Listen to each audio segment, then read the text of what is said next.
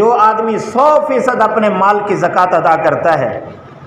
اللہ تعالیٰ اس کے مال کی حفاظت کا خود ذمہ لیتا ہے، اس کے مال میں نقصان نہیں ہوتا۔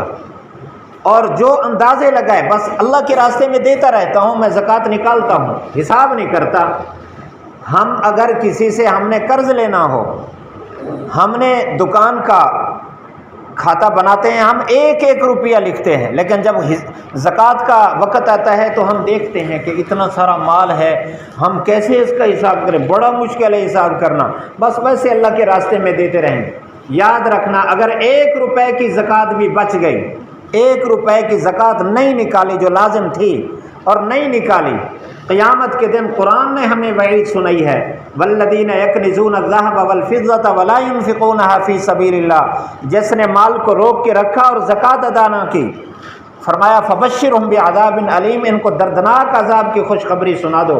یوم یحمى علیہا فی نار جہنم فتقوی بہا جباہہم وجنوبہم وظہورہم ھذا ما کنزتم لانفسکم، کہا جائے گا اور اس کے مال کو انگارہ بنا کر اس کے پیشانی پر اور اس کے پہلو پر داغا جائے گا اور پیٹھ پر داغا جائے گا، اور کہا جائے گا کہ چکھ لے مال کا مزہ، یہ وہی ہے جس کو تو جمع کر کے رکھتا تھا۔ یہ قرآن کا حکم ہے، اللہ نے سنایا ہے۔ اس لیے مال کا سال کا پورا حساب، جس دن سال پورا ہو رہا ہے صاحب نصاب کے لیے، چاند کی تاریخ کے اعتبار سے، انگریزی کی تاریخ کا اعتبار نہیں ہے، تمام اسلامی احکام چاند کے اعتبار سے۔ مثلا 29 رجب کو کسی کا سال مکمل ہو رہا ہے تو اگلے سال 29 رجب کو وہ حساب کرے، ایک دن پہلے اس کے پاس 10 روپے آئے ہیں،